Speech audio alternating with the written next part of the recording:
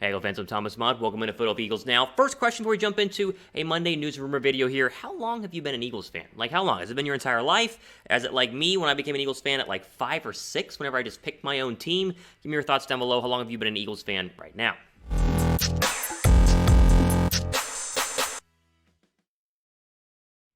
All right, on a Monday, as usual, we'll jump into the latest Eagles news and rumors as we have our two Super Bowl teams who enjoy the weekend of football. I know I did. Unfortunately, the Eagles, of course, not going to the Super Bowl this year, but hopefully in the future. Either way, let's jump into our first bit of news. That is trading Fletcher Cox. Now, let me just start by saying this. I'm going to do a video more in-depth on trading Fletcher Cox as more internal trade candidates later on this week, so subscribe and stay tuned for that. But there are, of course, reports that have been flourishing the past couple of weeks here talking about could Fletcher Cox actually be moved, cut, released, traded, whatever it is, coming up this offseason. Now, I think he is one of the top internal trade candidates, as you'll see in my video later on this weekend, mainly because of two factors. One, he's been in a steady state of decline over the past couple of seasons. He was once considered really 1B to Aaron Donald. Truly, during his peak of his powers, he was the number 2 defensive tackle behind Aaron Donald in the National Football League, and yet, the past couple of seasons, the sacks have come down, the pressures have come down, and just his overall dominance really hasn't been there. Now, again, it's just, a player getting older. It's going to happen to Aaron Donald. It happens to everybody in the National Football League, but he's definitely had a decline over the past couple of seasons. And, of course, his contract situation is the other motivation to possibly move him out of Philadelphia. Now, it's tricky to do, as I'm going to explain here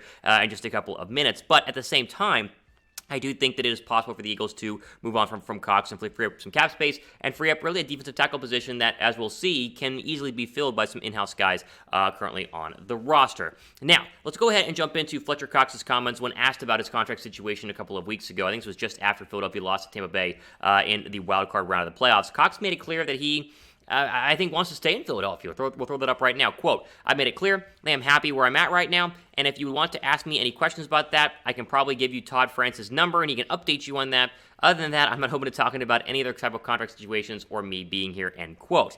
Now, again, Fletcher Cox's numbers have gone down. It's the main reason why we're talking about this right now. Look at what he did in 2021. 16 games, so at least he was healthy, 3.5 sacks, 12 quarterback hits, 2 forced fumbles. It's just not the dominant play that you would expect from Fletcher Cox, especially being one of the guys that makes the most money on the entire team, as we'll see here in just a couple of minutes. He makes a ton of money, and that's a massive cap hit, making, again, the reason why they need to go ahead and move on. Now, he still is considered one of the greats that we've seen the past 10 years. The career numbers are, massive. 443 tackles, 58 sacks, 142 quarterback hits. Again, think back to what you saw Fletcher Cox do during the Super Bowl run, or even 2018, he was very, very good and dominant, up until he got injured in the Saints game and kind of was in and out of the lineup there in that loss to Drew Brees and the Saints with Nick Foles at the helm. Either way, the decline has been there, and I think Philadelphia might benefit from going ahead and moving on. Now, of course, if Philadelphia does make a move, as the trade deadline is going to, or not the trade season, I should say, is going to be coming up here in just about a month and a half. We'll cover it on the channels. Make sure you guys are subscribed to Philadelphia Eagles Now, so we have plenty of great content. Let's get to 25,000 subs here, as we're growing quick, we're growing fast. We have you guys up to date in a short 10-minute video format here on everything Philadelphia.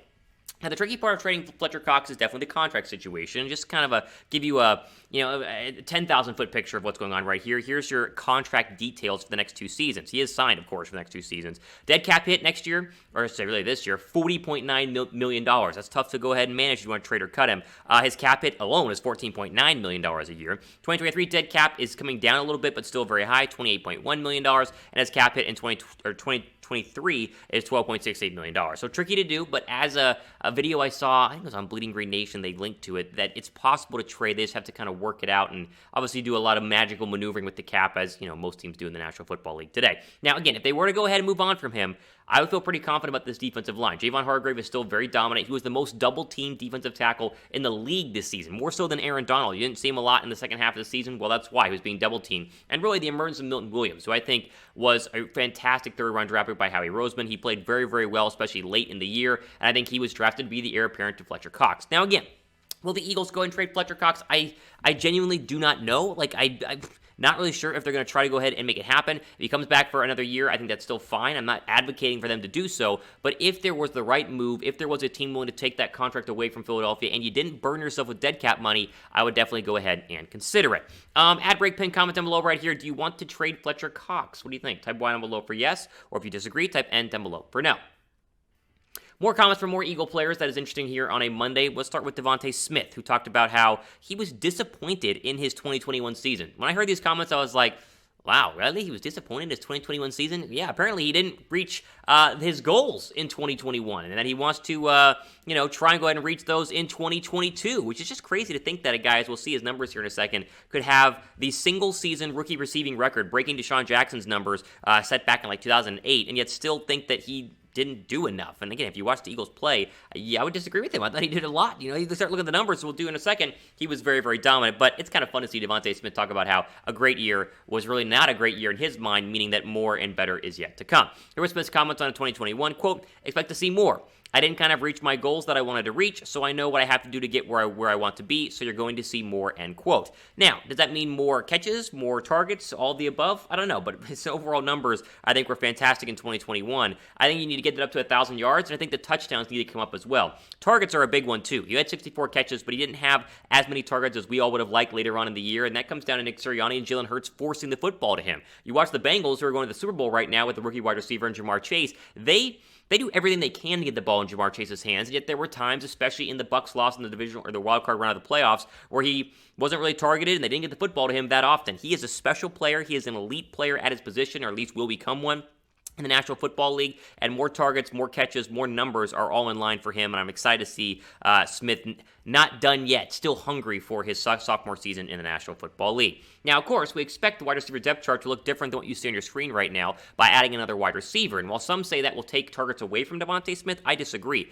It should take targets away from J.J. Arcega-Whiteside, Greg Ward, and Jalen Reagor, put them to the new receiver, whether it's Mike Williams or, Allen Robinson or some rookie guy, Chris Olave, but keep the target numbers still up for DeVonta Smith. Again, 2 receivers is better than 1, and you see with the Bengals, again, another example they're able to do with T. Higgins, and of course, Jamar Chase as well. Chase's numbers have not slacked despite the fact that Higgins is the great number 2. Do you guys think Smith will have over or under 1,000 yards next season? I think he's going to be over. I think he's going to be at least a 1,000-yard receiver, barring injury. If you think he's going to be over, type O down below for over, or type U down below for under. All right, before we go ahead and get into some coaching updates here regarding Jonathan Gannon, and Doug Peterson just got another interview. We'll talk about that in a second. First, shout out to our friends at BetUS. Did you bet on any of the divisional round games? If you did, championship games. If you did, you might have won some money with our friends at BetUS. You want to jump in on the action? Chatsports.com/EaglesBet. Promo code is Eagles125. Get you a 125% deposit bonus whenever you first sign up. And you can bet on not just the Super Bowl, which is coming up here obviously in 2 weeks, but bet on, obviously NASCAR is coming back, golf is back, tennis is back. You're going to get baseball back in a little bit. Basketball is going on right now. Whatever happens with Ben Simmons, who knows? All of that can be bet on with our friends at BetUS. Chatsports.com/EaglesBet. Promo code is Eagles125. Now, quickly, let's go rapid fire here on some coaching news. We're still waiting on the Jonathan Gannon news and rumors, okay? I was thinking we'd have an update by today. So far, as I'm filming this on a Monday morning, there is no update to Jonathan Gannon and the potential Houston Texans job. If he gets that job, we'll talk about it here, obviously, on the channel. But it essentially feels like that's his one chance. It's really the Texans job. If he doesn't get it, then he will go ahead and return to Philadelphia. So, whether it's Josh McCown, Jonathan Gannon, or somebody else, the Texans job seems to be the final shot for Gannon, who did interview well for the Denver job, and apparently did interview well for the Viking job, but is no longer finalist for either of those, because Denver has their head coach, and the Vikings interviewed Harbaugh yesterday, and so they're not looking at Gannon.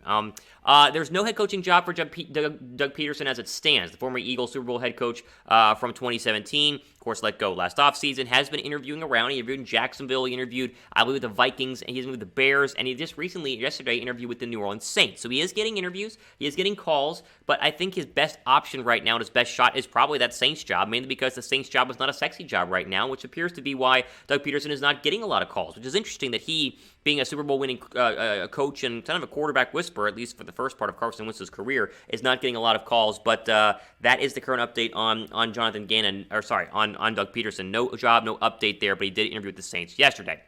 Finally here, in sad news, I think, for Eagle fans, the Giants have hired Brian Daboll, the former Bills offensive coordinator. He reported to the Giants facility, and I think he's speaking to the media later on today. He comes over to be the new head coach of the New York Giants after firing Joe Judge. I'm disappointed in this because this is a great hire for the Giants, and we don't like the Giants here on the channel, obviously. Daboll, to me, one of the best offensive coordinators in the National Football League, and he built Josh Allen into what he is right now. I guess the expectation is they'll try and do the same with Daniel Jones. If that's possible, who knows? But this is a solid hire for the Giants, and it's tough to see if you're an Eagles fan. All right, if we are about to end the show, though, first, though, do you guys follow me on Twitter?